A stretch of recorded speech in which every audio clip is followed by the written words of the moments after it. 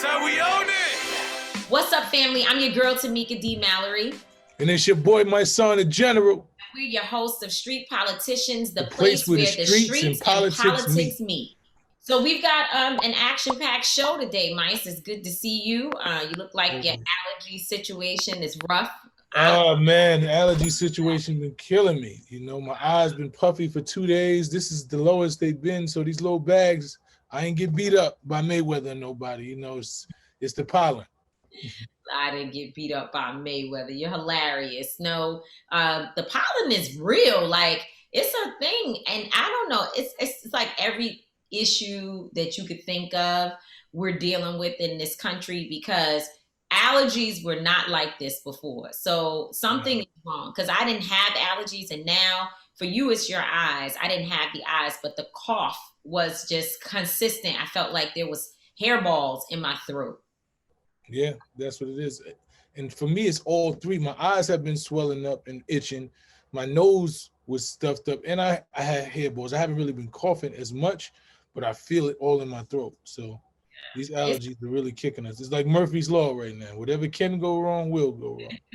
There's a lot happening, but there's a lot going right. And so we have to be thankful for the fact that we're alive, and we're here to tell the story, because there are so many people who are not here to talk about their lives and their situations and their circumstances. And so I think about all the time, almost 600,000 people, it may be 600,000 people died in the last year and some change.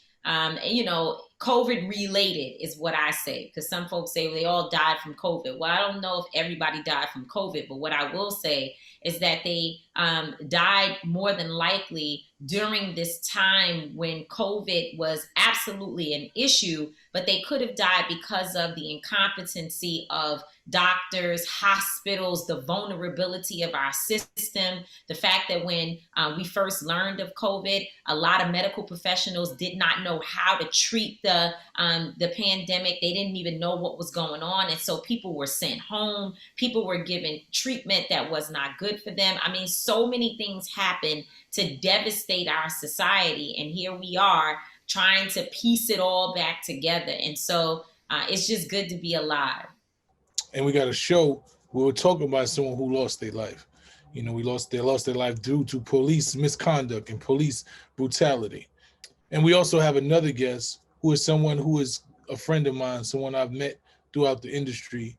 You know, one of his sons have been incarcerated for over a decade, for a murder where they have absolutely no evidence, they have no weapon, they have no witness, and he's been denied bail, and he hasn't even gone to trial yet, and he's in Africa, and he's been accused of murder. You know, I don't even understand all the circumstances, but we'll have his father, Roger Bonds, someone who's known in the industry, to come and talk about, the dynamics of his case. Yeah, and first we're going to be talking to the family and attorney of Ronald Greene.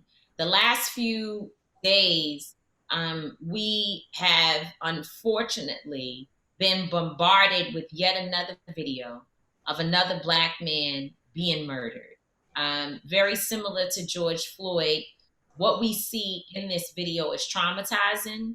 Ronald Greene, the way that he is being murdered right before our eyes, the sounds that we hear, the distress, is something that we cannot continue to have as a reality for Black men and Black people. I, for one, as I continuously say, I'm traumatized from videos. Now I'm at the point where I'm afraid for the sound to play on my phone when I'm scrolling on social media, because I don't want to hear screams or the types of noises that you hear in these videos. That's a form of PTSD. And I think that, when I look at the makeup of the COVID-19 violence against Asian bill that was passed, or the Violence Against Asian Act that was recently passed, one of the things that is so significant about the bill is that it has a mental health component. It has a component that is specifically designed to address the PTSD that the Asian community is experiencing as a result of the abuse of their loved ones. Wouldn't it be amazing to see that in our communities we have the same? That the George Floyd Justice and Policing Act would pass, although it is yet a moderate bill that does not go far enough, but nonetheless, there are some important pieces of the legislation that can address some forms of accountability. And wouldn't it be great to have all of that coupled with mandatory spending for mental health services in our communities, and for those of us who have, whether we acknowledge it or not, whether we know it and whether we've identified it or not, are dealing with the trauma of Blackness, the trauma of being Black in America, because certainly that is a thing. Sure is, man. We need that, and we need a whole lot more. So, let's just get into this show. It's going to be very informative. It's going to be very painful. Just understanding just the dynamics, just seeing Ronald Greene's video just touched me in a manner, that almost brought tears to my eyes. And also with my friend Roger Bonds, his son, just being incarcerated, being falsely accused, and actually spending 7 years, in prison for a crime I didn't do, understanding that you spending 10 years in prison with not even a trial, would not that I've never heard. So I'm really interested for him to give the particulars and the specifics of the situation. So this show is something that we just need to get into. So this week, it's just a lot of weird energy, right? There's so many different weird things happening that I think we're really fighting multiple battles of evil that is just plaguing the world.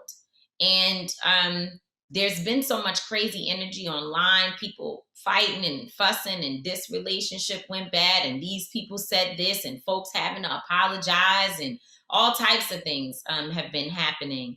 And I was reading the post that you put up, actually, where you were talking about men that are sitting around just gossiping about other men. And it's crazy because oftentimes I think, as an influencer or a person with influence, let me say, people think they know exactly what you're talking about when you post something, because there may be other things happening in the world. And so it was very clear that folks felt like you had to be talking specifically about what was happening with Kwame Brown and Charlemagne and all of that stuff. They just immediately assumed that that's what it is.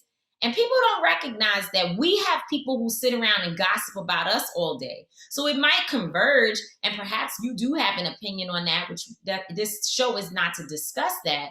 But it's like folks just start jumping on the bandwagon based upon or against you, if you will, because of whatever their issues are, whatever they saw in the media. They have no idea of like what you may really be dealing with in your own personal life. And I don't even know what I'm talking about, but I'm assuming that after seeing some of what was being said about you last week, that you may have been talking about your own situation as well.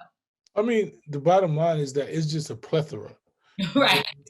It's just overwhelming. I listen to people tell me about who I am, what I've done, what I haven't done, that I've never met, that don't know nothing about my life all the time. I listen to other people talk about people that I know, about their life, that I know particulars that they don't know about. And I just see it, and it's like a cesspool. And it's like the internet is so built on people talking about other people negatively, right? Because if you uplift somebody and you talk in a positive way, nobody cares about it. When you look at Kwame's situation, it was things were said about him that people grabbed onto, then he said back. Now everybody's grabbing onto it, right?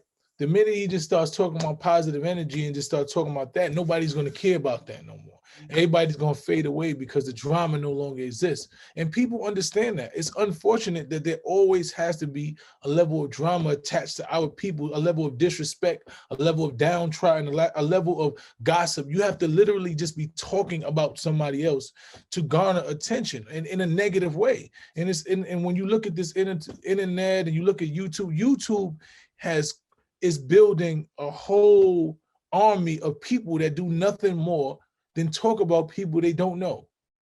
As if they actually know who they talking about, like a fact. Like they act like they come from a place of facts. They talk about, they sit down and they professionally sit down and they talk and they say, well, such and such did this, and they title your name and the title and what you did and what you said, and they never seen you, met you, you never had a conversation, nothing. And and it's built off this misinformation and disrespect, and it's gossip. And it's to the point where it's like, who condoned this? Who made this the thing to do? Why are we so easily gravitating to this level of negativity and stupidity and misinformation? But some people would push back against what you're saying, and they would be like, well, actually, it's not true that I don't, not everyone wants to hear negativity. And I think there are a lot of people who come to our pages specifically to tell us that, well, we're with you. Don't pay attention to that nonsense. Focus on the people who actually care, right? The people who actually are positive. And so I think we could do a better job of focusing our attention in the right direction, because the detractors are always going to be there. I do want to talk about, though, as a result of that, my thought of the day.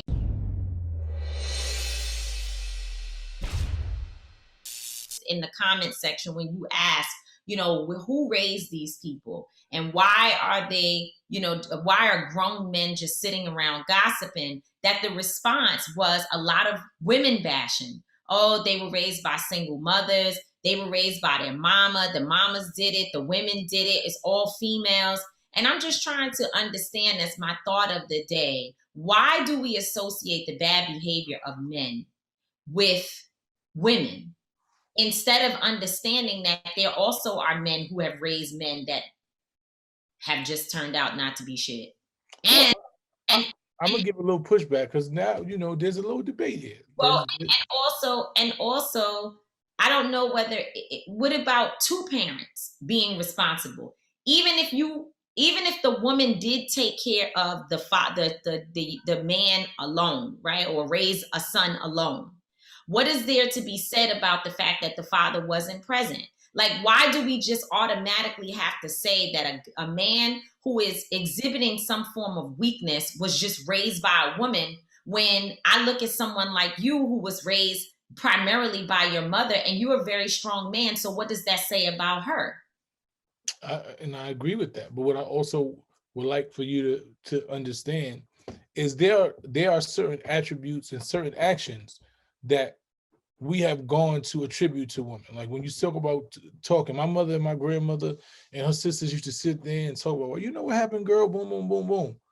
And I had a stepfather and I had a grandfather, right? I never seen them really do those things. Not saying it was a negative or bad thing. It was just things that they did. The girls would sit around and they would have, talk over tea, like, yeah, these are things that have been attributed to women, right? They sit around, they have these conversations. I would see them, and my sister would be engaged. My grandfather would be like, get out the room and come in here with the dudes. You don't sit around talking. If I said too much, if I gossip or said something too much about someone else's business, I would be scolded. So I think I don't know if they're saying that it's a negative thing or is a positive thing. I think they're saying that when they're sitting around and having conversations about what's going on and things like that were things that they attributed to seeing women do, that men weren't customarily, ordinarily, or primarily supposed to be doing in their household. Because it wasn't okay for me to do it in my household. It wasn't okay for me to have conversation. It wasn't okay for me to go and have a conversation about my little sister or say my little sister did nothing. I would get in trouble. Mama was like, what are you telling yourself? Like, what are you doing that? What are you gossiping? Like, those are things that just weren't attributed to men in that day. So I understand your point of view that you see it as a negative. It's seen as a negative when it's done by men. But if women were doing the same exact thing, there wouldn't be men up there like, yo, why girls gossiping? Because in their minds, they attribute that behavior. They attribute talking about what's going on in this person's life and what's going on in that person's life with women. Not saying it's right or wrong, but it's something that we grew up with, a narrative that was given to us that some of us actually seen. Yeah, but I'm saying that the narrative, I think, is unfair, and it's not balanced. And the reality of it is this. Yes, I do understand the whole idea of women talking and being more in conversation about things and who's doing what, right? I understand that. But I'm asking for us to look at this from a broader perspective. If a man, whenever we hear of a number of negative, I guess you would say, things that people see to be negative, if anyone says, who raised y'all for whatever?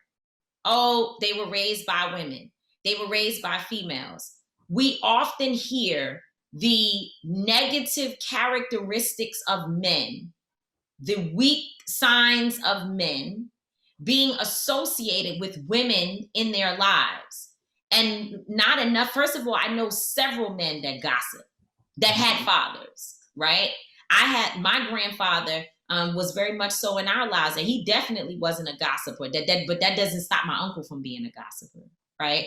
Some people have certain traits, and maybe being around women helps to increase those traits. But I don't think that it is a narrative that we should be okay with sharing or putting out there or spreading or perpetuating, because I don't believe that is the super solve to understanding the weakness of a man. I think there are a number of things that play into why, and I don't just think it's a weakness of a man. Let me say it this way. I'm not sure that just because a man is talking about another man, that makes him weak, as much as it means that his integrity is not intact.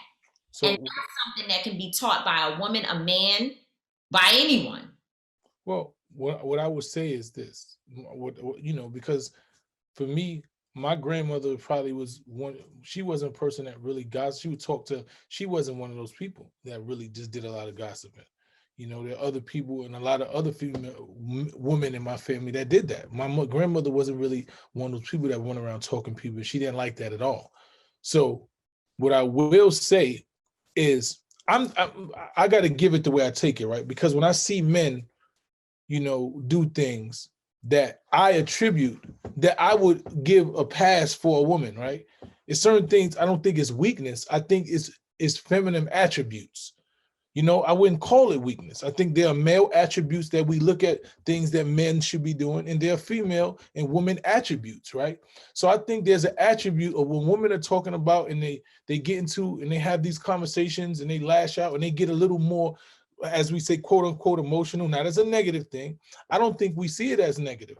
When my mother is screaming and crying about something like that, I don't see it as if I see my father doing it, right? I'm gonna have a conversation with my father. I would, oh boy, if I had a daughter, when I see girls, have a level of crying and all these things in the way that I attribute it to my boy, we just handle it a little different, or we were taught to handle it different. Maybe it was the wrong thing. Maybe we was raised wrong. But I'm just trying to tell you, I'm going to give a pass to the girl for having those things, doing those things that I'm not going to give a male. So that's how it balances it, right? So we don't see it as a weakness when women are doing it, but we see it as if a woman is doing some things that maybe a man is doing, you might say, yo, that's not something that a woman should be doing.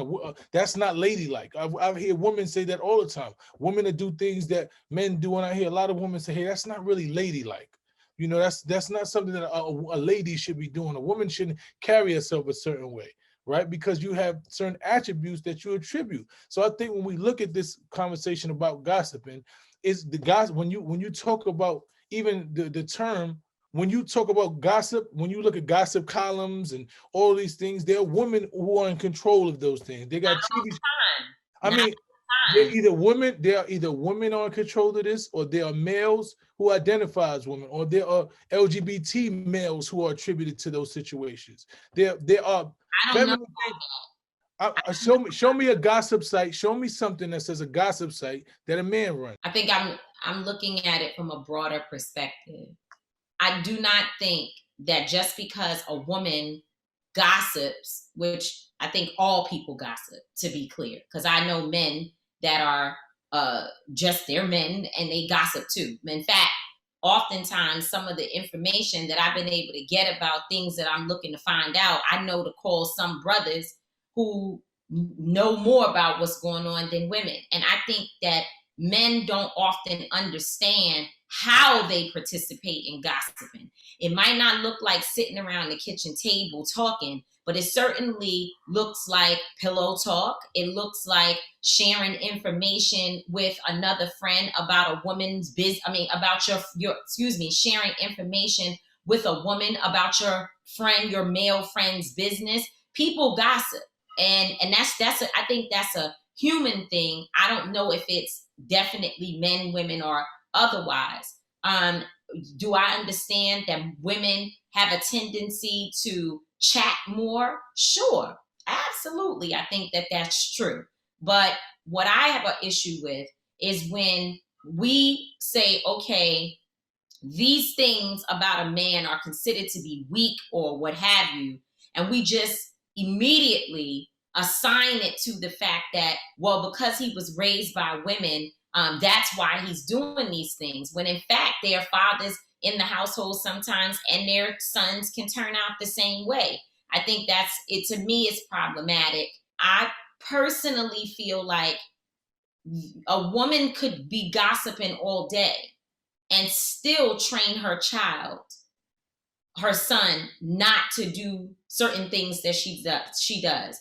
I see women who, right, wrong, or indifferent, will tell their son, you don't wear these certain things. You don't, dress a certain type of way. And they are harder on their sons about what they believe to be, as you said, societal norms than some of the men. So I personally feel like when we are critiquing men for behavior that we don't agree with, it should not be at the expense of women. It should be that we as a Black family are trying to understand where we all failed.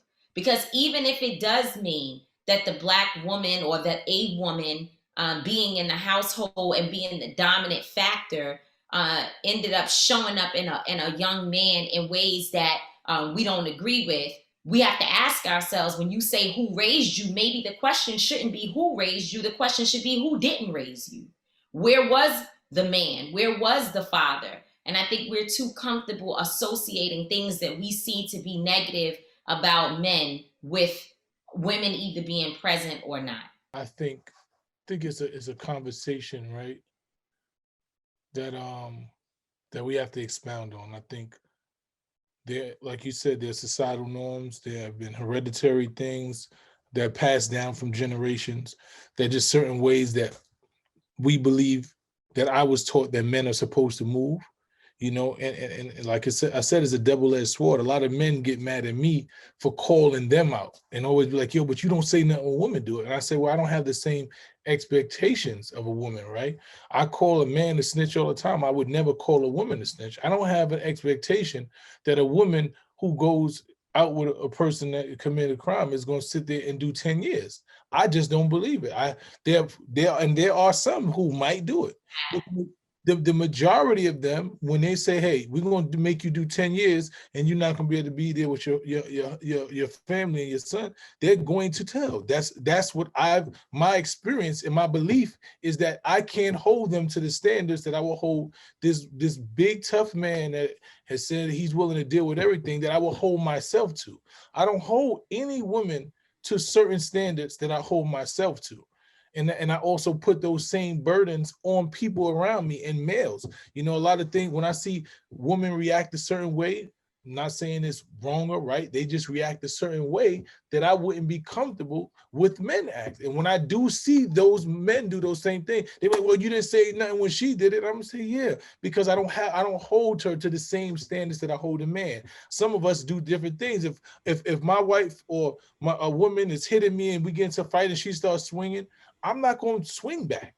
You know why? Because I don't hold her to the same criteria that I hold myself. I believe that I'm physically stronger. I believe there are certain things that I can do to her that she can't do to me. Some men don't hold that in the same regard. But if I see a man fighting a woman like she's fighting him with the same vigor, I'm going to hold that man way more accountable, because I don't think that is manly attributes. So right. I'm just saying.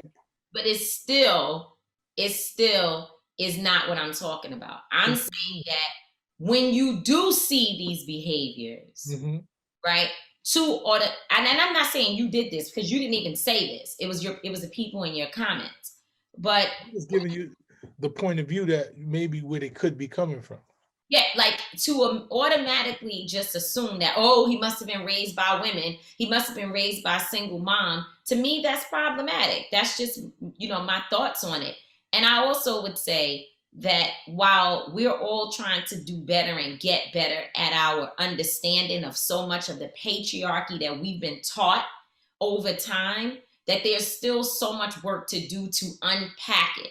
Because when we think about things like, when my son falls down, if he cries, I'm going to, which I did it. I'm absolutely guilty of it. When Tariq would fall or he hurt himself, my thing to him was get up, brush it off, be a man. But if my niece falls or if something happens to her and she cries, I'm, my sweetheart, it's okay. And I understand the femininity. I understand the softness. And I want for sure a man to treat me soft and special and all of that. Absolutely. But I also know that part of the problem with why women struggle so much with being able to communicate with their husbands, their sons, their fathers, why sometimes little girls don't necessarily feel or understand certain things about men because their fathers are unwilling to show any level of emotion. That's an actual danger to our communities. It's a danger to the Black family. So I think I don't agree with that. I think lack of emotion. Okay. Because I think the emotion that emotion that you're looking from, my son gets it from his mother all the time. But that's not. But just that's why the family unit is very important. The family unit is important, right? Because there are two separate entities that create this baby, right? So both of those energies need to be poured into the child, right? So when the mother gives this child this softness and this energy, and he knows how to identify with that, and she lets him do that, and then the father gives him this sternness and this level of strength, that creates the balance within the child, right? So when there's one parent raising a child, the balance is off, right? So what happens is if you have a male raising a male without any female interaction and the mother's not there, there's too much testosterone. There's too much of that because there's nothing else to balance that, right? Because as men, we don't know how to be women, and we've never been taught to be women, and we never will be. We'll never be able to hug our child with the same energy and the same softness that the mother hugs the child, right? So if the mother is there, after they get that sternness from the father, they go to the mother and they're able to get this hug and this love, and they're able to be this soft person with the mother, and then understand when I'm with my father, I have to be a little more stern. It creates a balance. And I think what our children need is that balance. So let me just help you understand why that's actually killing us, that mindset. Because what happens is that when men don't know how to show a softness and kindness and sweetness to their sons, when their sons don't learn about that the father also has a soft side. I'm not saying that it needs to be overwhelming, but there are too many men that are so stern and firm that young men end up learning that, again, the only time a person is soft is when it's a woman. And that's why the people in your comments attribute the weakness in a man to women. So because let me just finish. Because what they are used to seeing is sternness from my father, and from my mother, she's the softer person. And what I'm saying is that's why you have so many men killing each other. So many men that are unwilling to apologize. So I'm just giving you my opinion. So many men, so much of what we have experienced down throughout history has been the ego, the anger, the frustration, and the lack of understanding and communication between men, because somewhere along the line, it was taught to us that a man was not supposed to have a softer side. Being softer, being gentle, being understanding. If your son falls and he hurts himself, being able to pick him up and say, it's okay for you to cry. I understand that you're hurt, but Now we're going to get ourselves together and we're going to get back into it. You're going to be okay. That's not oftentimes what we see. What we see instead is get up, don't cry. You a man. You don't cry. And guess what happens? That same attitude transferred. That's not accurate, though. That's not. I'm just telling you. Why it's not accurate, because there are many men who've been taught that, right? And who have been successful. They haven't killed anybody. They know how to control. That's what I'm trying to say. What I'm trying to say. You said. That's what I'm saying, though. So what are you saying? Because I'm not saying that the men who are like that kill people. I'm saying it's why we see so much of it. That's true, I think for me, the fact that there's no balance in it, right? I think the fact that they didn't have a mother that gave them, because the reason why I'm able to understand and deal with things and know how to deal with an aggressive situation when it's time to be aggressive and protect myself is because there was a balance. My mother, and they would treat me like, you know, they would coddle me at times, and then there was my father that'd be like, get up and stand up.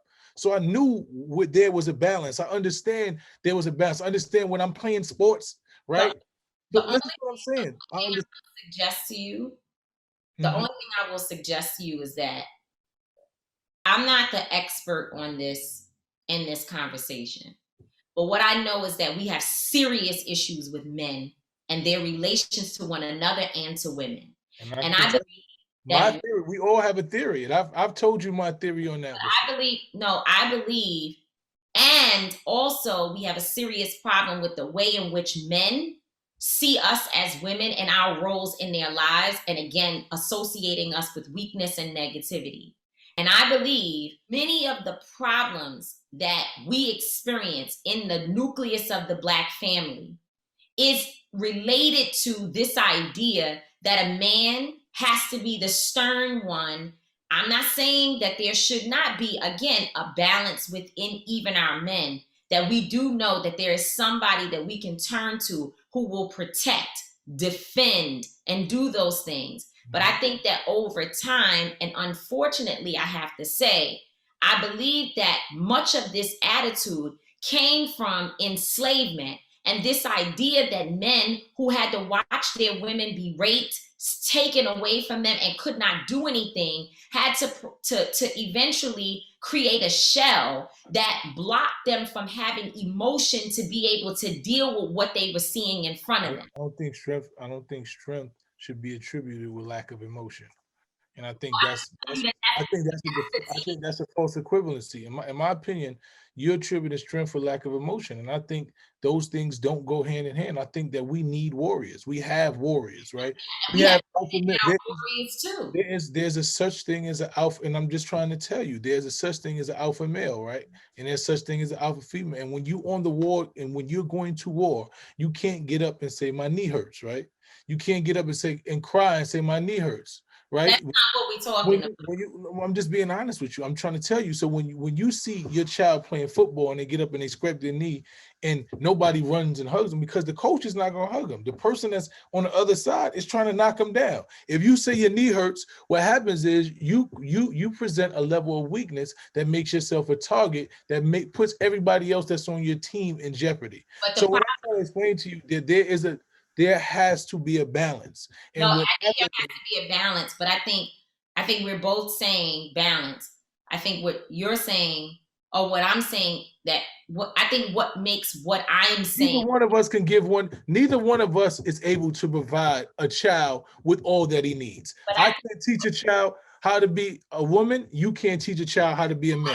What I'm suggesting is that there should be balance. It's just that there should be balance that exists within both parents. There should be balance that exists within a woman. But that balance, even if you are a mother who lacks the ability to discipline your child, who lacks the ability to hear a teacher saying your child is doing something wrong and to punish them and challenge them, that's not good for the child either. That's what I'm trying to tell you. That's why they have different subjects. Say what I'm saying. No, but listen. Everybody can't teach the same thing, Tamika. That's why you go to social studies, you go to gym, because everybody has a specialty in something else. No. Men and women specialize in different things. As a parent, There are moments when you don't have time to go get daddy or to go get so-and-so. You have to make decisions that are on the spot. It ain't gonna happen most of the time. And no, that's not true. I'm saying I think that's what's wrong, because it's definitely not true for me, and it wasn't true for my mother. It wasn't true for my grandmother. But that's what I'm trying to tell you. You come from a family who wasn't truthful. But there are a lot of families that it isn't truthful. But most of the women that I know, I'm talking about the women I know, they also know how to discipline their children. However, the reinforcement may come in when they go home and they say, okay, now I'm going to let dad know about what happened here, and he's going to have a different conversation with you. But what I'm saying is that when I'm out in the world, especially with a small child, and they decide that they're going to do something that could put them in danger or whatever, we're not going to have a situation where they're punished and I'm letting them just get away with whatever. I'm not holding them to the punishment because I need to be the soft and kind person. And all I'm suggesting is that in that balance, a father, while being stern, yes, also needs to tap into teaching their child through example, their son, through example, what it is to have some level of a softness for your child. Because only nobody's denying that, though. So that's what I'm trying to tell you, the majority of the softness is not going to come from the father, just like the majority of the sternness. Because my sons can run around here and she can be mad and pissed off. And when the level of energy that I put into talking to them, the sternness that I talk to them with, it just moves differently. And I've watched her try her best to discipline. Yo, you gonna do this, boom, boom, get angry, blah, blah, blah. And I look at them, and there's a level of sternness that I talk to them with and move them with, and even put my hand and grab their hands with, that they understand that this is a different level. They'll be laughing and she be dead serious and mad, and she can be aggressive. She's showing, yo, I'm disciplining you. But when I have this level of sternness, it's just a different level of reaction. And because we are two different beings. And we need both of those things to create. All I'm saying is I think it's definitely a conversation to continue. But what I know is the problems that we see happening, there's something there too. It is. It's because the lack of balance. The associate. I don't think that there is just a lack of balance, because like I said, I know a lot of men who were raised by their fathers, their mothers, and yet and still they exhibit some of the thing that is considered to be weakness. I'm talking about overall, there is a very serious and significant problem with the relationship between men and the relationship between men and women. And so what that tells me is that you talk about the balance of woman and man. I think there lacks a balance within even the way that men have been taught to deal with one another. You don't think that there's a lack of balance between the way women deal with each other? You don't think that happens too? Well, here's what I know. Mm-hmm. Here's what I know. I know that we do not have some of the same issues, right? Mm-hmm. We all know, because you talk about it all the time. We talk all the time about the fact that men and the relationship between men and women, the way that men sometimes treat women, the problems that we look at, we say all the time, why aren't men having more spaces to come together to work on some of their challenges? Just a plethora of things that I've identified that we have to work on with our. Why do you think that men need to come together? Why do you think it's that men need to come together? I think that the issue that we're speaking of, this idea that you and others may believe is something that just happened and don't understand that it's a social construct. It's just that patriarchy is a social construct. I agree with that. That was introduced into our lives that keeps us from having the balance that we need. And we often have young boys growing up, running around like, I'm a man. And really, it's a child or a hurt person inside that needs their father. But listen to what I'm saying. That needs their father, not to be stern in the moment, but to show them love and compassion and softness, to let them know that a man can also meet the needs of what's in your heart. right? Not There's mothers who don't show their kid their son softness. I'm not saying that we don't need help, but I do not believe that there is as many of us with that issue as there are what we see happening with our men. The mother is the primary caretaker for most boys or women in any situation. So if we're attributing situations to the lack of something shown by men, then we have to put some of the onus on women.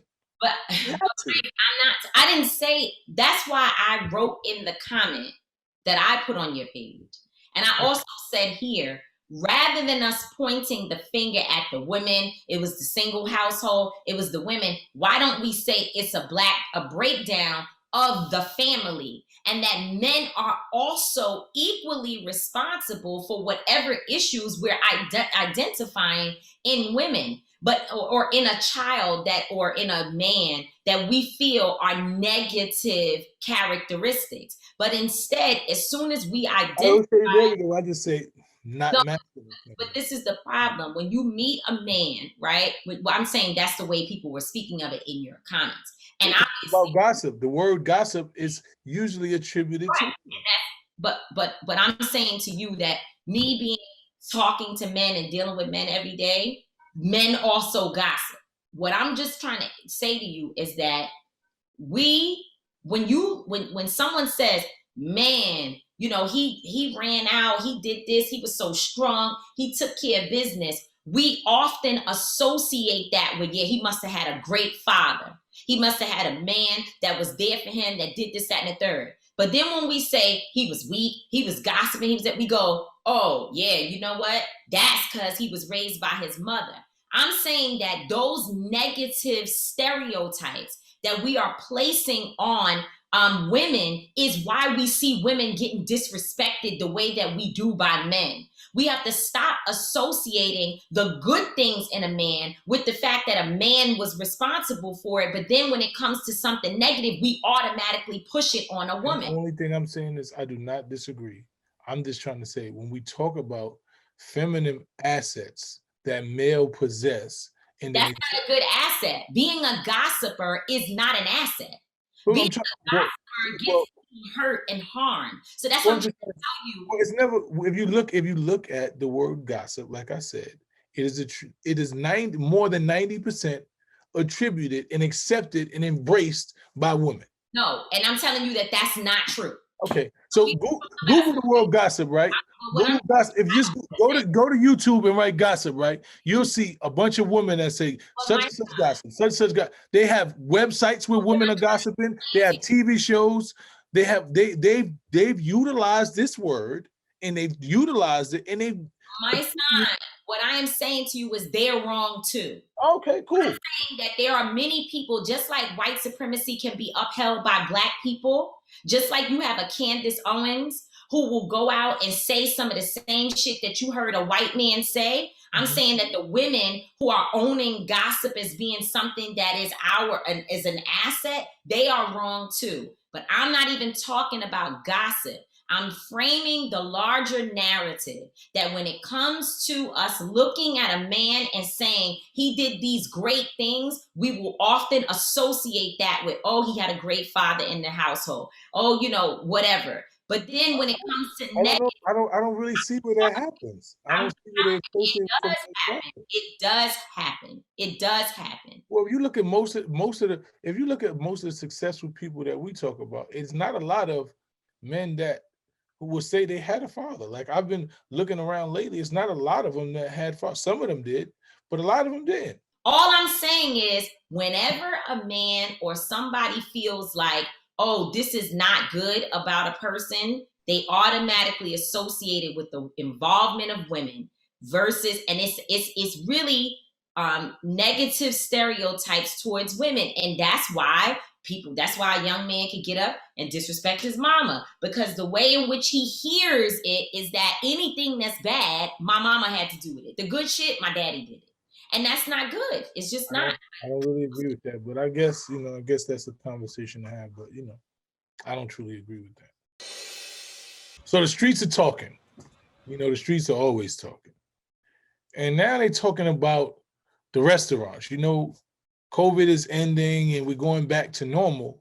And a lot of restaurants can't even find employers. People don't want to work no more. They're getting these PPP loans. You know, they still collecting unemployment, and people are like, what the hell am I going to work for? You know, so even though the stores are open and these restaurants are back open, they can't even find people to be waiters and serve busboys or anything. So, you know, the capacity, they still have the whole load. I knew that there was going to be real ramifications from this pandemic. I told people this is not going to just go back to normal, you know, and it's going to be real hard for people to get back to anything that looked like what it used to look like. So one, just in keeping with the last conversation that we just had, it's not busboys, they're bussers, because there are women who are also bussers.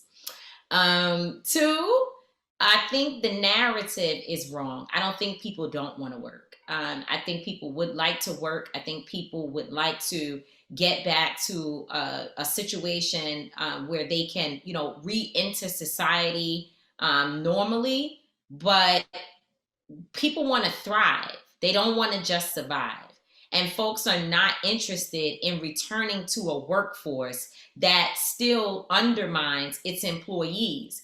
And it's unfortunate because I was at Sylvia's restaurant in Harlem this week, and I was talking to a couple managers, and they were like, we get both sides of this issue. On one hand, people should be making a livable wage. Even $15 an hour is not enough as a livable wage, but they understand that.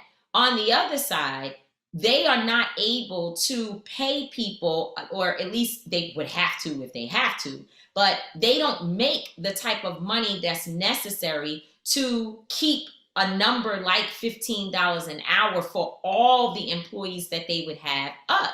They unfortunately will have no choice if we ever get to the point that the minimum wage is truly increased. So we're dealing with a situation where our federal government should be stepping in, not just to provide more unemployment, which people do need that, but also looking for ways to try to make the system more equitable and to force companies, these big companies, to handle their taxes and their responsibilities so that the weight does not fall on small businesses and ultimately on everyday employees. So, you know, in the words of Nina Turner, you know, who's now running for Congress, hopefully she will become the next congresswoman there in Ohio. You know, when listening to her and also AOC and Ilhan Omar and a number of other individuals that I've been watching talk about this issue, I think it's not that there's no workforce. I don't think that people don't want to go back to work. I think people are in a situation where if they're making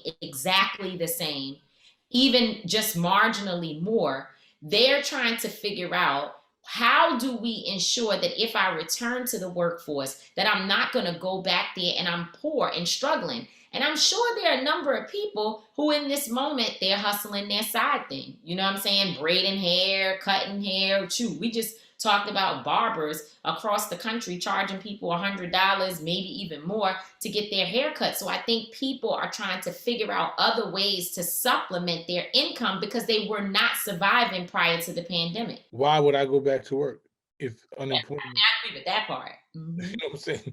You're like, what am I going to do? So I think it's going to be very hard, man. Just looking at, just watching how everything is opening back up. You know what I'm saying? And you know, I've always been a person about this pandemic. Like, it always was, a lot of it just don't make sense to me. You understand what I'm saying? Like, I just don't understand now how everything is open back up. They're saying that people are getting the thing. If you get the thing, you don't need to wear the mask, but you should wear the mask here. They had outdoor, indoor dining before. Now you got indoor dining. You know, now it's, yesterday, the Knicks had 17,000 people. There's all these different things going on. The world is opening back up. Some places, you know, is at 75%, 50%. They're saying probably by July 4th, everything should be back to normal in New York City. So, you know, I hope that the restaurant industry gets it together. You know, movies are starting to come back out. theaters. Like I'm looking at previews for new movies. A Silent Place Part 2, which was probably one of my favorite movies last year that I watched. Part 1, you know, and they advertising it to be in the theaters. They're like, this is something you have to see in the theaters. So you know that they're really looking for everything to go back. So I hope people decide, you know, hope some of this PPE money run out. You know, some of this. I hope it doesn't run out because violent crime is also up, and not everyone got access to PPE. That's why it's up, because people trying to get that the PPP. PPE, I don't know which one. People want the PPP, PPE. They want that money. Whatever. They want the money, you know, and you know, I don't know, man. I'm hoping with the whole vaccine thing, I hope that people get back to normal. I'm starting to feel that people want to get back to normal, but there's people like my mother that she walking in places and people ain't got on a mask, and she pissed off. I'm like, Mom, people don't got to wear masks certain places no more. She said, well, I'm gonna wear my mask, you know. So I hope that doesn't. That might be another thing it's gonna be hot this summer. People gonna have masks on. Some people ain't. People are not wearing masks like they used to. People are not, especially when the CDC says in New Jersey, you don't have to wear a mask no more. Vaccinated, you don't have to wear a mask. Everything is changing. We've been traveling. We outside. We know for sure things are changing. It's not the same. Real, man. You know. So now we're going to be talking to the family attorney for Ronald Greene and also his two sisters. They're going to be coming up to really share so much about what we don't know. It's so sad that, you know, for the last few days, we've been dealing with Ronald Greene's story. And unfortunately, there's so much we don't know. You know, of course, we all heard that he was killed. I remember the image, the picture of him standing with friends and family, where that picture was sort of the focus that they had. And they said he died in a car crash. I remember that.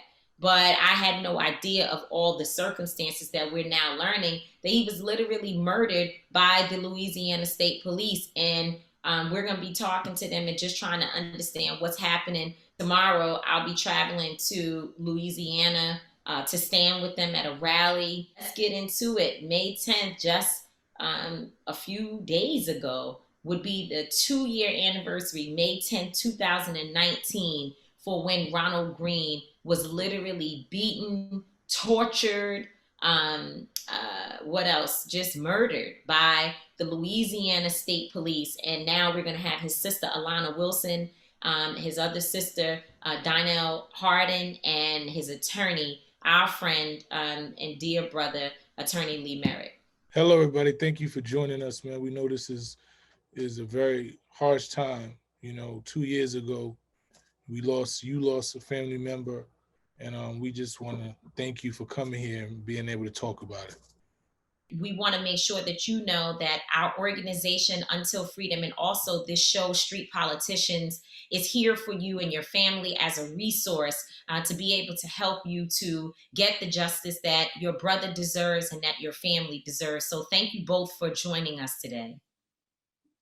Thank you for having me. So Lee, you know, walk us through what we're seeing here. A lot of folks 2 years later are finding out about this situation. And I, for one, am very frustrated with the idea that we are finding out about the death and the murder, if you will, of too many Black folks after the situation has happened, whether it be months or years. A lot of people are just finding out that this even happened, and they're trying to wrap their heads around, what did we miss? You know, what didn't we have our fingers on for the last 2 years?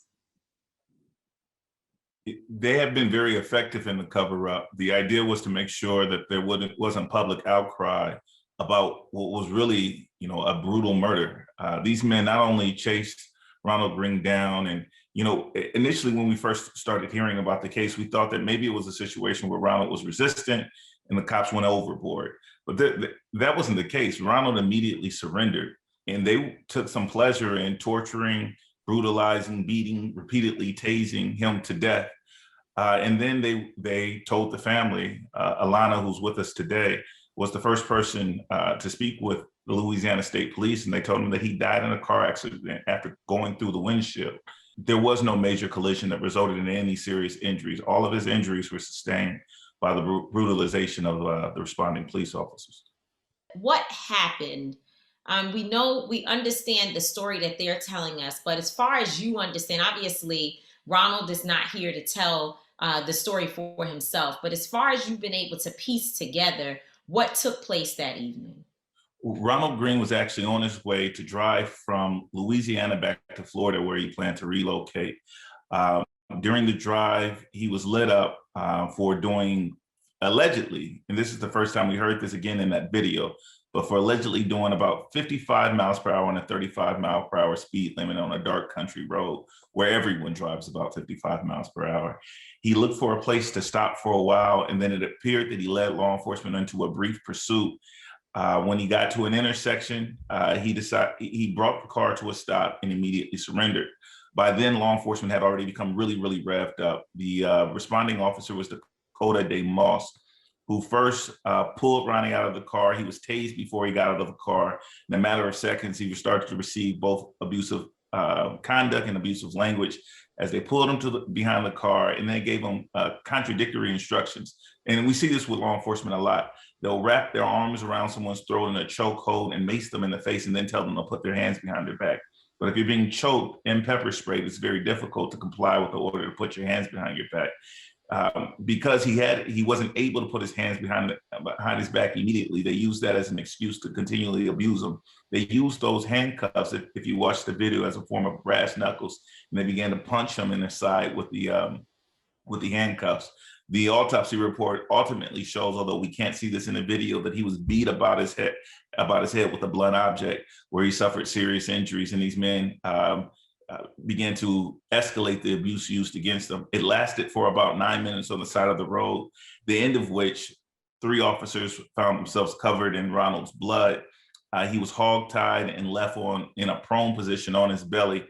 One officer, Officer York, stayed over him to make sure that he would remain in that laborious position where he could not breathe, suffering from his injuries. And occasionally, every few minutes, he would find another way to torture him, like drag him by those chains, while the other guys laughed, created their stories, and washed the blood from their hands. You know, what's really crazy to me, Lee, is that this was 2 years ago. You know, like, I'm just trying to figure out what is the policy that allows them to be able to hide video footage and things that are very pertinent to someone's death for this amount of time. Like, I'm confused. So the law requires that these kind of public records, these video and dash cams maintained by people, be accessible to attorneys, to the family, through the Freedom of Information Act request, unless the Attorney General for a jurisdiction makes the independent determination that releasing the video will impact an ongoing investigation. So the trick law enforcement has learned to do is keep the investigation open indefinitely. We saw something similar in Ahmaud Arbery. That video that we saw and we all responded to had existed for 70 days in the hands of the Attorney General, in the hands of the district attorneys in the region. But it's a trick that they've learned to play. If you leave the investigation open, although there's no active component of the investigation, you can use that as an excuse not to release the video footage. So what do we have to do to change that? Is there some legislation? Is there certain politicians, you know, in office that we can say, hey, this right here is something that is detrimental to justice, is detrimental to our lives, because officers know that they can pretty much just sweep cases of death where somebody was literally murdered under the rug? What is the process that we need to go through to try to figure out how do we change that law?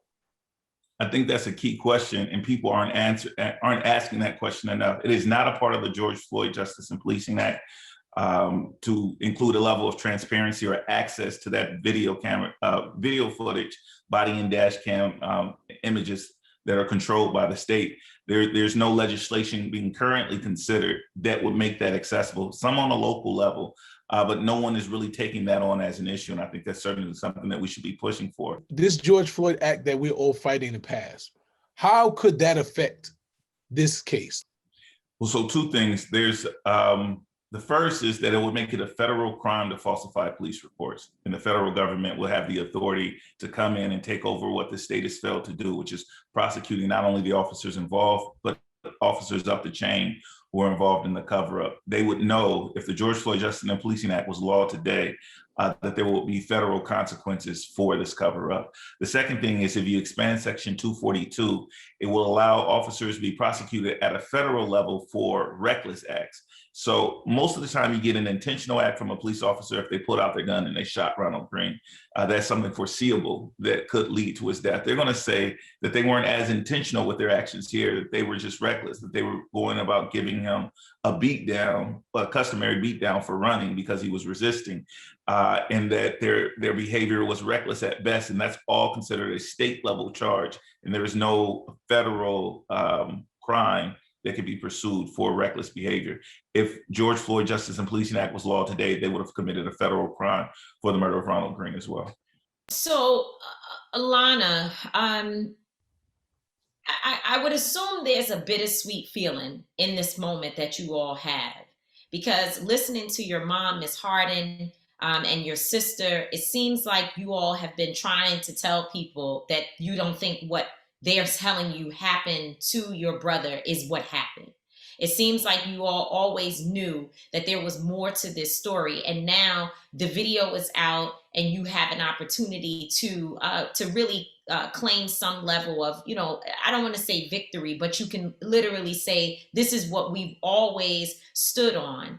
However, seeing him die in the way in which we know he died is obviously beyond tragic. And again, I just want to say that, I can't imagine that feeling. But talk to us about whether or not you feel vindicated, if your family feels vindicated in your advocacy from day one.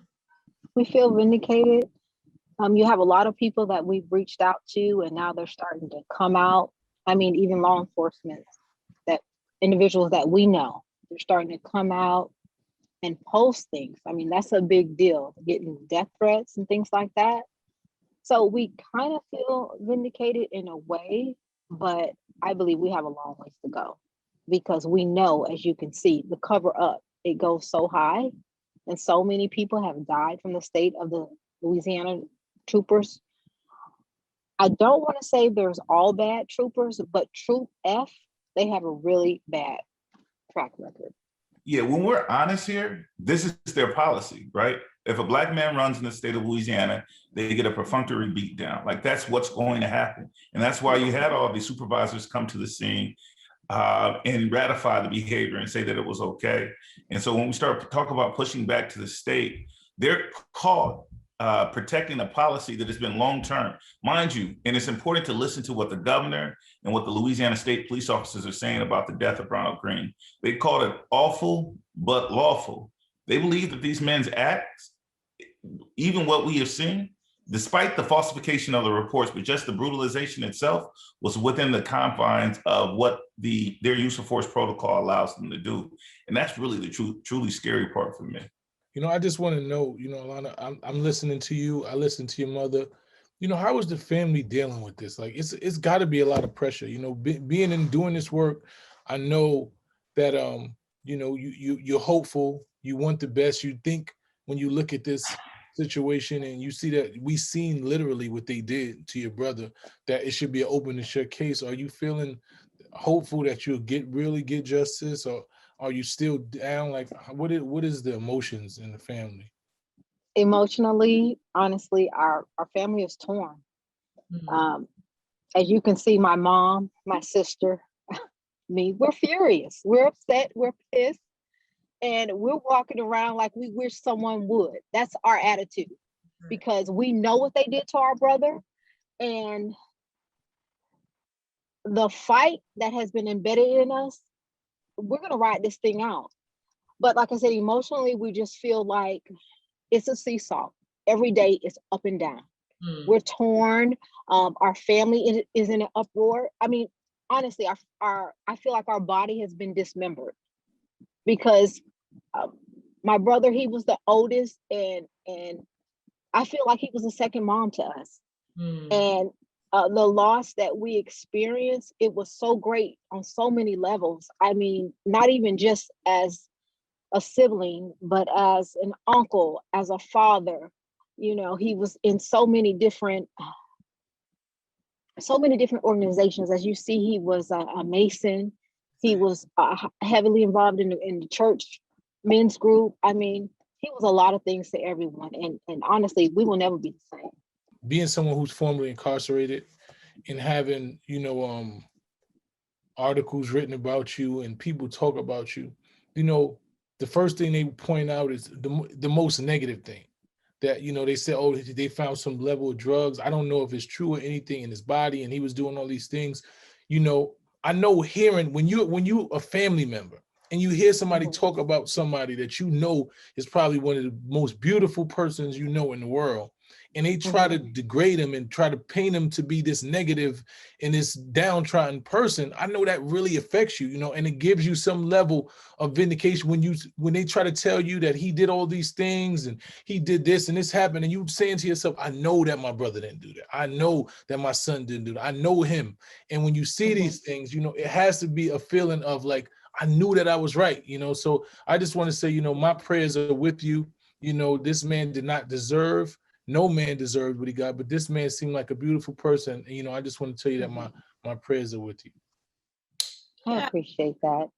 And I want you all to know, even though their autopsy says that, we had a second one, and it said he had no drugs, no alcohol in his system.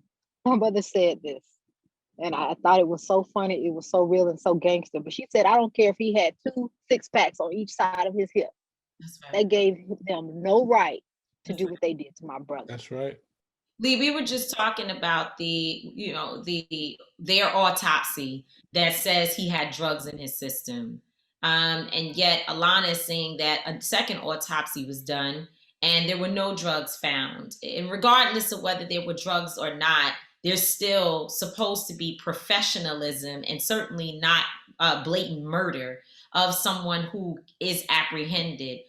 Talk about that. And you've been through so many of these situations. My son was actually talking, you know, saying how every time we see, you know, one of these cases, same thing, George Floyd, there were drugs, there was this, you know, how does that play into what we saw happen here? It only plays into what we saw happen in regards to what we allow officers to do in order to fight the war on drugs, right? And so normally with a citizen who's being pulled over in a normal traffic stop, you can't abuse them. You can't simply beat and tase them and repeatedly harm them. You can't beat them to death, certainly, but it's actually allowed for drug users under the law. They use something called cocaine-incited excited delirium, which is not actually real science. But they say if we find these drugs in their system, that gives them superhuman strength. And so it excuses tasering them 4 or 5 times because they were on cocaine and it wasn't having the same impact on them that it normally would. Oh, their heart exploded. It's not because of the amount of abuse that we inflicted on them. It's because of the drugs.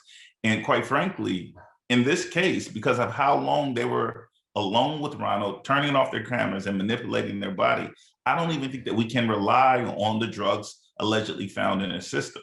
We've been in situations where someone's body has been manipulated so that it appeared that they were under the influence of drugs that they were not. We know that from what we see in that video, whether or not he was on drugs or if that was something that was planted within his system later on, his behavior didn't match the justification for the use of force. So we didn't see any superhuman strength where he was throwing police officers off of him. We didn't see him failing to respond to pain stimulus. We saw him very much in pain. And so all the excuses that they use and blame on drugs, it's really not present. It's not affirmed by that video evidence. So Lee, I don't watch these videos anymore. I can't. It caused serious PTSD for me, and I found myself not being able to sleep, and the images and sounds continuously running in my head. And so I've had to stop watching the videos. Like you, we get them sent to us that folks in the world never see, you know, and it's just too many. I want to know, because I did not watch the video to the end, was Ronald Greene killed outside that night where we see him by the police, or did he die at a later time at a hospital or somewhere else? Officially, he died en route to the hospital, but you can see in the video Ronald go from a very animated state of where he's crying out in pain, where he's responsive to stimulus, to where Christopher Hollingsworth, one of the abusing officers who since died, described him just going limp. And after he goes limp, we think that, he never recovers from that moment. We think that he was likely dead at that point. And you can see that happen on the side of the road. So we've been joined by Denelle Hardin, who we have seen on a number of shows, so brave, and speaking out on behalf of her brother Ronald. And I want to thank you, Denelle, for joining us today. I know you all are dealing with a lot, and it's really important that we take every opportunity possible to tell the story, to tell the truth. Because as we know, the media will try its best to misconstrue and to sort of shift the narrative. And so what we were talking about is your family and your mind state, where you all are. And the question that I asked Alana, your sister, earlier is there a level of vindication that you're feeling in this moment? I understand that the grief is deep and probably even worse today than it was at the time 2 years ago that this happened. But I wonder if you are feeling vindicated, because I heard you say we always knew there was more to this story than what was being presented. Did you ever believe that possibly a car accident was responsible for Ronald's death? No, I did not. From the time that I saw my brother, there was no way he died from a car accident. I mean, as you can see, the bruises that was on his head and on his face, I mean, you can tell that Ron was face down. I knew immediately that there was more to the story because it just didn't add up. So did you go to identify the body when he was pronounced dead? Yes, there was my mom, my sister Alana, myself, and my daughter. And I know that must have been just seeing that sight. He's not even a family member of mine, but just as a human, just seeing that sight, I know that must have been something that tore you all up. That's something that was pretty much very traumatizing. Yeah. Yes. Yeah, the first time I viewed my brother, I thought of Emmett Till, to be honest.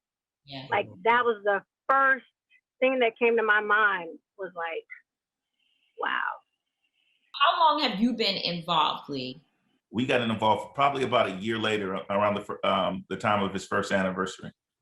Wow. Well, thank you, Lee. We all appreciate you for the tireless efforts. And so I guess the last part of course, we want to talk about where we go from here. There's a rally that's happening tomorrow that I will be traveling to join you all and to be there in support of your family. But I want to know more about Ronald. I know you said, Alana, he was in the church, he was a Mason. What are some other things that both of you want people to know about him, his character, and why this makes the situation that has happened here even worse? His love for people and life was contagious. His energy was just contagious and very powerful. I mean, as you look on Instagram, one of his videos, it explains who Ron was as a person. He poured into people's lives. And he was just that guy. I mean, he was everything. I can't even begin to explain. You would have to just view his videos. I mean, he was the light of this world. Just the light. He was amazing, a beautiful soul. And to live life without him has been very, very hard, very, very difficult. He was my advisor. I mean, I would always go to him and say, Ron, what do you think about this? And he would always put a positive spin on things and say, hey, look at it from this angle, He was just he was that guy. Very positive. Ronald was a true man of God. He loved the Lord, and you can see the love for just people. Didn't matter what color you were. If he saw you on the side of the street, he would give you his shoes. He was that guy who would say, "Hey, Pep, let's turn around. Let's go get them some food and bring it back." I mean, people would call him my twin because we were very similar in nature. And he loved his family. Every time that you saw him,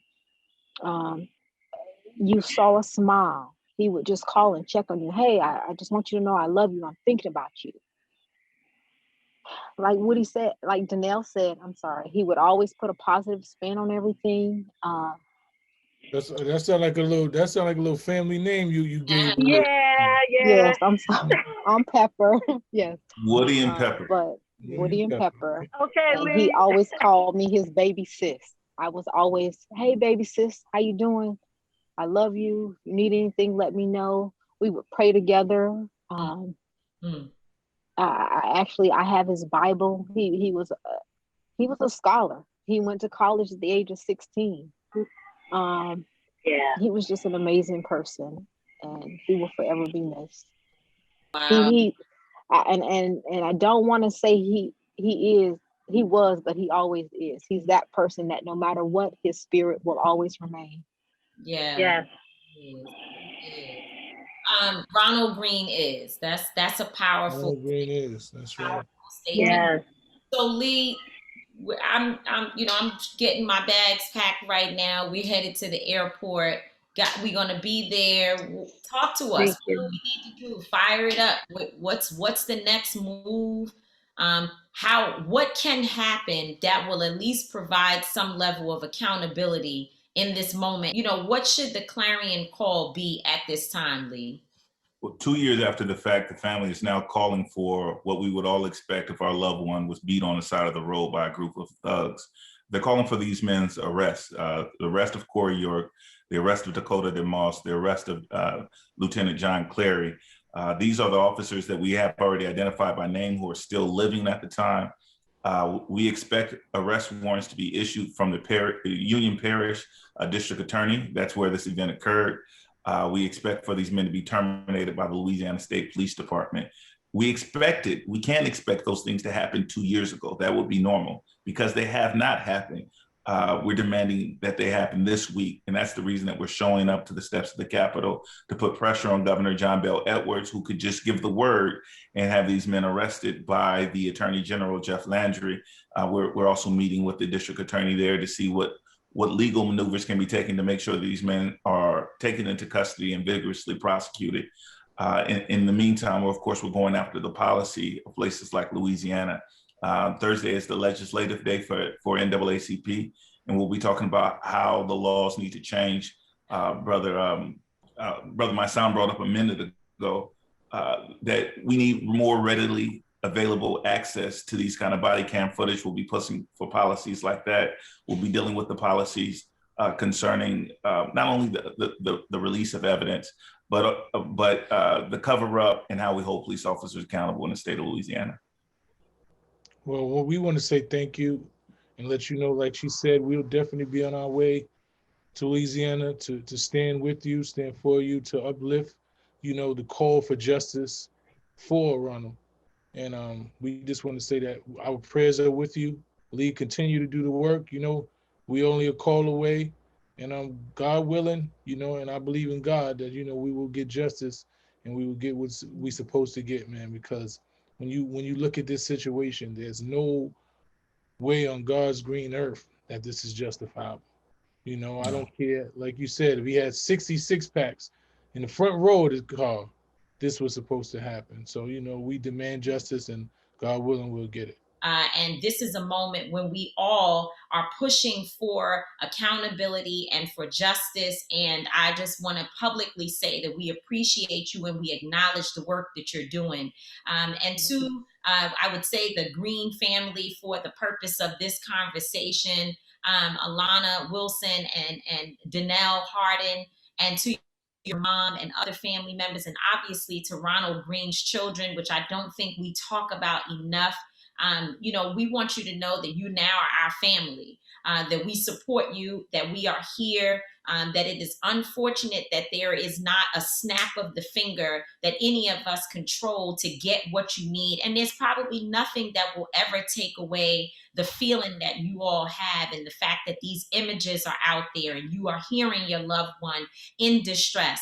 But just know that you're not alone, and that some of us are willing to give it all to fight next to you until there is some form of accountability for his life. So love to you. I'll see you all tomorrow. God bless you. And it's so good to hear that Ronald was a man that believed in God, that loved God, because in this show, we love God and we're not afraid to talk about it. Right. Yeah. Amen. Tamika, my son, everyone, thank you all so much. And I do have to take my hat off to the Greene family. Ronald's family has been fighting the entire 2 years, right? I've been involved in the last year.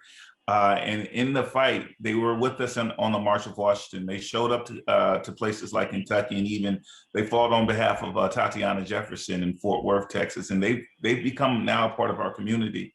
And for the past 2 years, as cases go viral and trend and people talk about it, and there's justice and arrest and trials, they've had to wait in line. And they've done so not begrudgingly, but adamantly fighting for other people.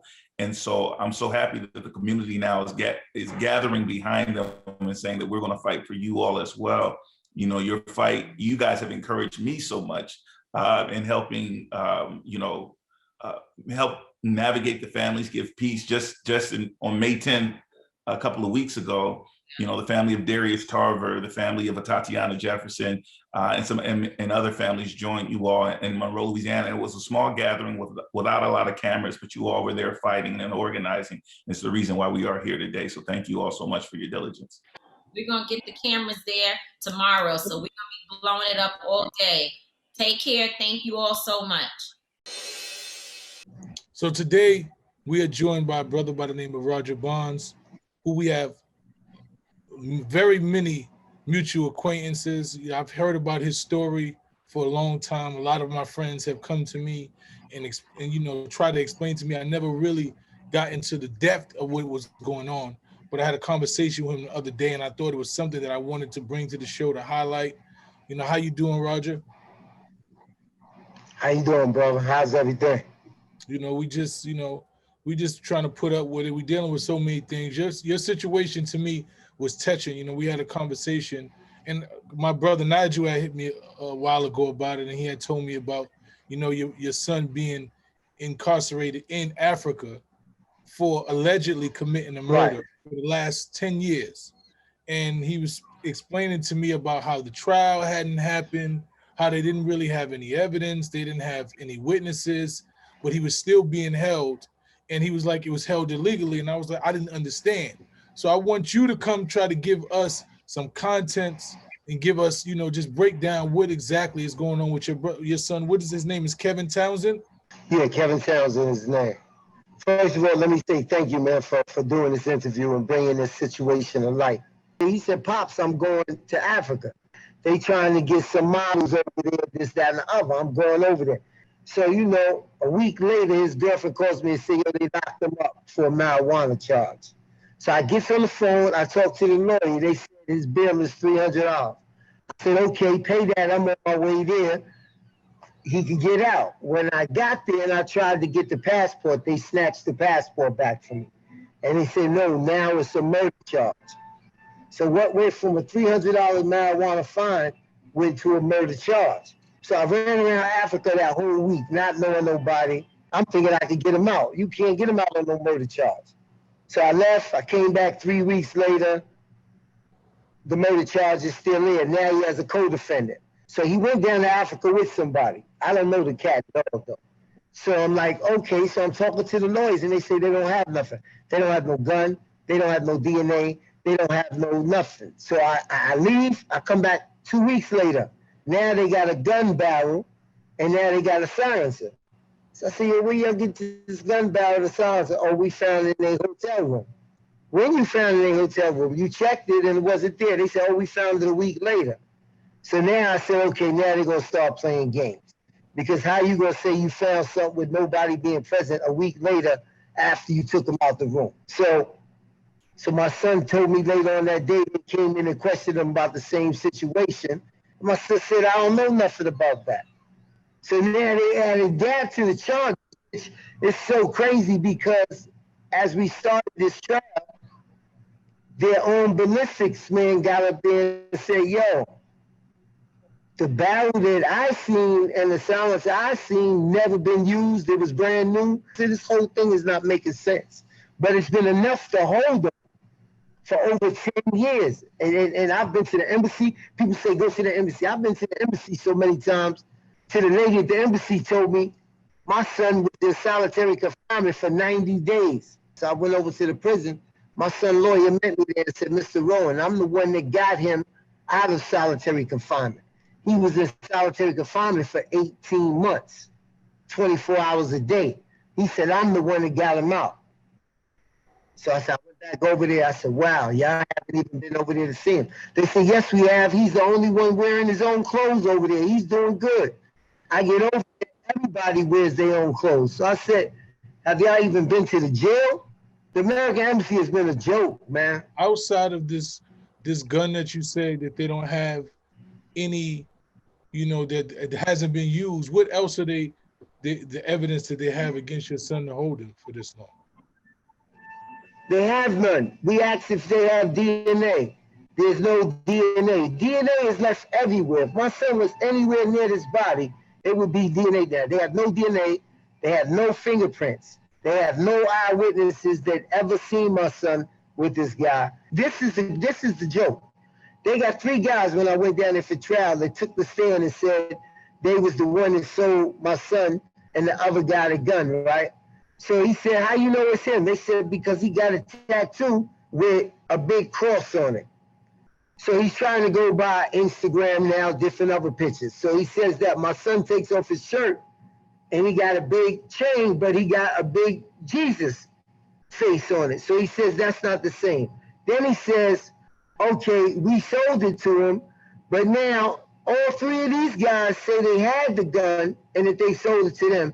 But none of these 3 guys ever got locked up. Come to find out, they all got open cases now. They had open cases back then.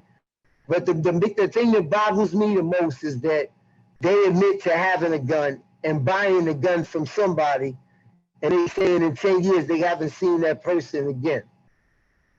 And this is the type of judge that we're dealing with down there. So this is why I wanted so many of these things. My wish was for this just to be known, to be talked about, to be asked about. I went down there, I did an interview with NBC, and we tried to get it televised. They said, we don't televise court, down here in Namibia. But I sat in my hotel room for 3 days, and all they did was show televised trials.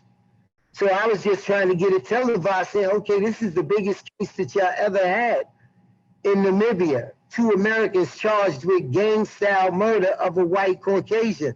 Why wouldn't you want this on your TV set? Why wouldn't you want to bring the money or bring the masses to watch this? It's the biggest thing here. But they don't want to be held accountable for what we would hold them accountable for. What about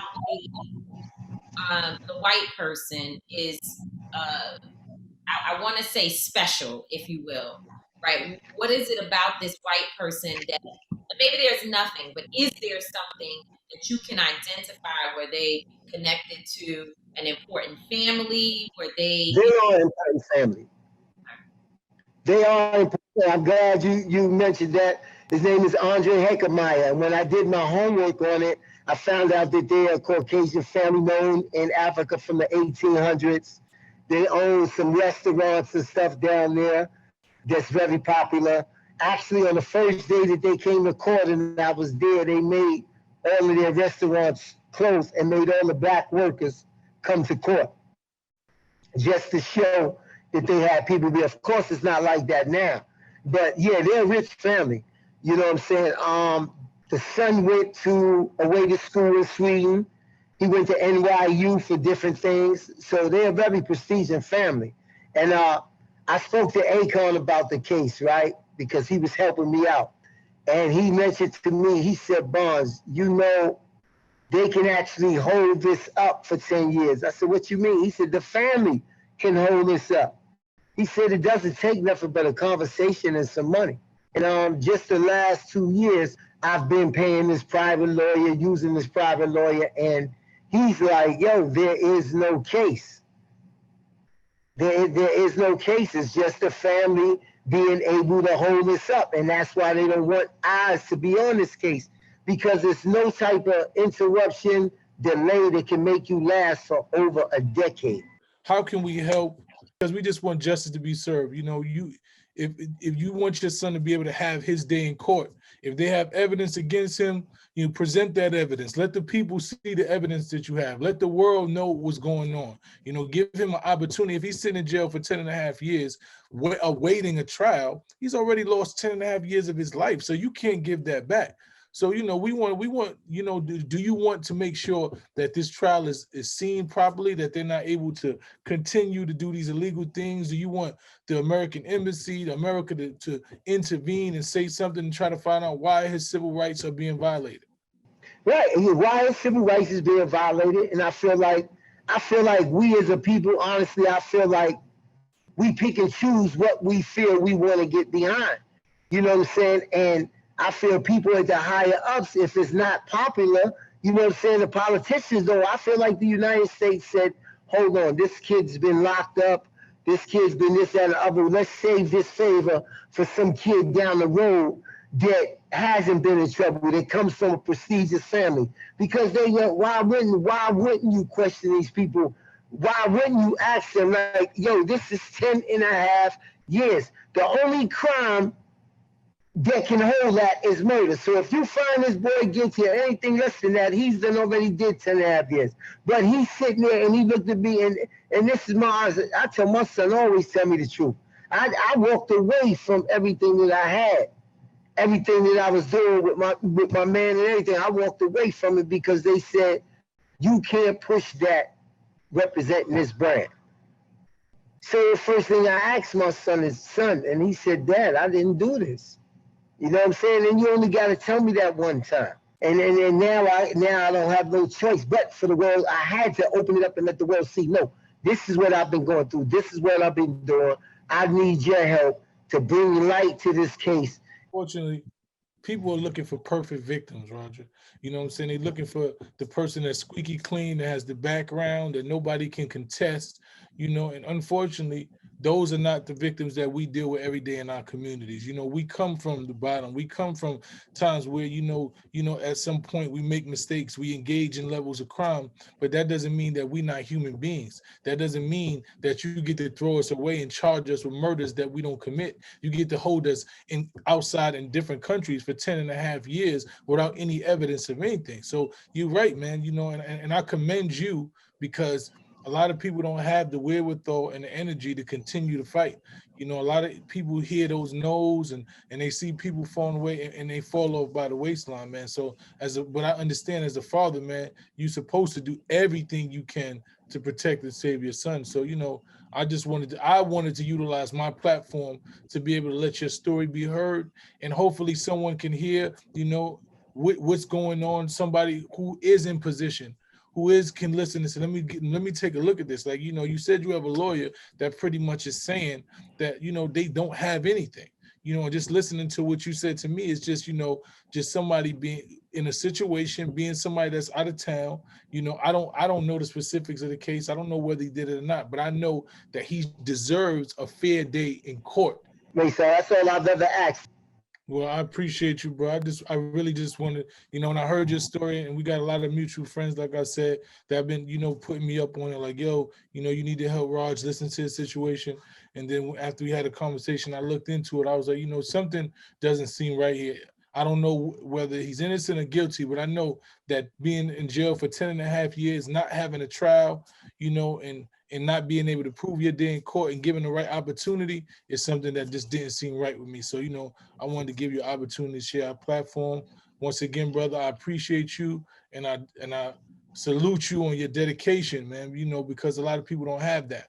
You know, and that's what we call, as a father, you know, and as a man, you standing with your son and you willing to go across to Africa and back, you know, to acquire his freedom. So, you know, hopefully, you know, justice will be served, you know, and that justice will mean that your son will come home to you, you know, and you can't get that time back, but you could just know that you did everything possible and you stood by him in his worst times of need, you know. So I just want to salute you for that, man, and say thank you. I appreciate it, man. I thank you, man, for having me. Thank you for sharing your story with us, Roger, and we'll make sure to get it out there. Thank you.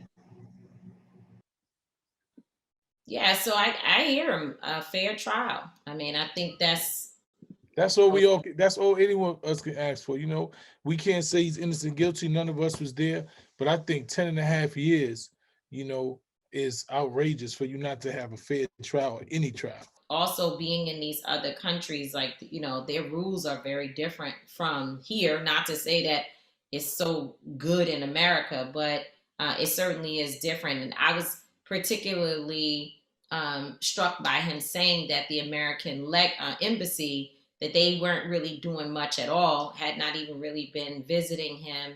And so, you know, hopefully by creating more awareness, that the right questions will be asked and the right answers will be there. Being falsely accused and sitting in a cell for 7 years, I know how it feels to just be sitting in that cell feeling innocent and nobody cares. So I can't even imagine being in another country, you know, under somebody else's jurisdiction and not even being able to held a trial. So, you know, I wish him the best, man. You know, we come from the bottom, man. We come from the Bronx. We come from places where we see these situations happen all the time. You know, if I had $1 for every time when I was incarcerated and these young boys came to jail, and I would listen to their stories, and they would give you their trial minutes so you could read them, or they'd give you the discovery, and you'd be like, yo, how did you get 20 years? How did you sit there 10 years with this evidence? They just didn't know. They didn't have money. They had public defenders that just wanted them to take pleas in situations like that. So, you know, they, like I said, man, people look for this perfect victim. You know, they wanted to be on tape. They want the DNA to completely prove you. You know, we got to go through so many things to actually be rectified and, you know, and be set free from crimes we didn't commit, man. And it's really unfortunate. Yeah, it is. It's you know, you can hear a father's voice, you know, and you know that he's saying that. And I think that was powerful. His son told him he didn't do it, so he's going hard. But if he did do it, he has to face his charges and/or you know, the consequences like a man. And I think that's 100% right. But he definitely deserves a fair trial. And that's all we can ask for, man. So once again, shout out to Roger Bronze and his son. You know, hopefully we shed some light and somebody can look into the situation and get that man a fair trial. And whatever the outcome of that fair trial is, you know, he said he's willing to deal with that, but he just wants his son to be given an opportunity to be treated fairly. You know, I just hope that Roger's able to get the justice for his child, because being incarcerated, you know, for all that amount of time with no trial, I can just imagine that. Just me sitting there for 7 years, you know, prison is real harsh, man. And that just brings me to I don't get it.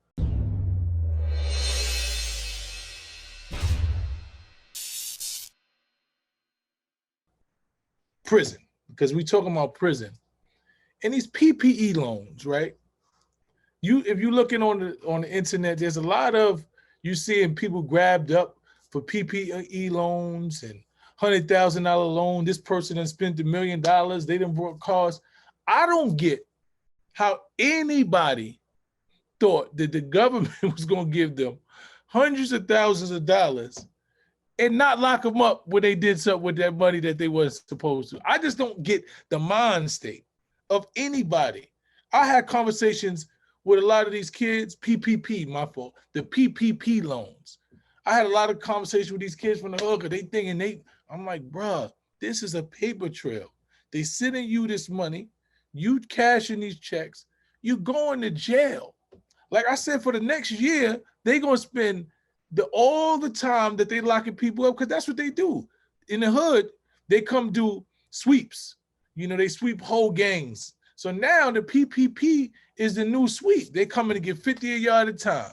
Everybody that was involved with these PPP loans is going to prison. I just don't understand how anybody thought something different. All I say, and I'm not going to get deeply into it, is God bless them, and that I hope when they lock up ours and our young people in our communities, that they also go and lock up the ones who get the real PPP loans, which are these big time corporations. They ain't gonna do that. They're gonna use us as the scapegoats. How many times we know our friend Jamila T. Davis, who did 10 years, and the person who taught her how to do whatever she did got 2 years. It don't work like that for the Black man. No, and I agree, and I think that's the messaging that we have to put out there, is that there's no balance. It'll never be. It's never gonna be. But I think we have the right to say it. I mean, we can say it, but I just want to be realistic. Young king, young queen, the PPP loan is put you in prison. Put person in prison. That's what it is. It just put the Black in front of it. Put Black person in prison. Because that's all they trying to do. They're giving you all this money, son. Yeah. And you're going to run around and you're going to rebuild the economy. You buying cars and you're doing all this and you're getting a federal number. That's it. So I just never really got it, man. I'm praying that you wasn't dumb enough to go out there and get no PPP. I'm praying that nobody talked you into giving your social security number or sending something to your bank account or using your Cash App, or nobody talked you into that, because you're going to jail. So I hope nobody talked you into that. I'm praying for all y'all. Every time I look at this news, and I told people ain't gonna stand up for you. The girl that you said she got a good job and she got the good bank account, and you use her social and told her you're gonna sit into her account and you're gonna break her off, she gonna tell on you, champ. She not risking her life so that you could be free. It ain't gonna happen. So I hope that, I pray that a lot of y'all didn't do it, and the ones that did do it, man, I'm praying that you're able to do the amount of time and the restitution that you're gonna have to pay, man. So I'm praying for you, man. And with that said, this brings us to the end of another show. I'm not gonna always be right.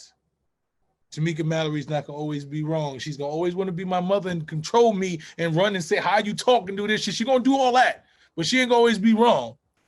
But we will both always, and I mean always, be authentic. That's how we own it. That's how we own it. That's how we own it.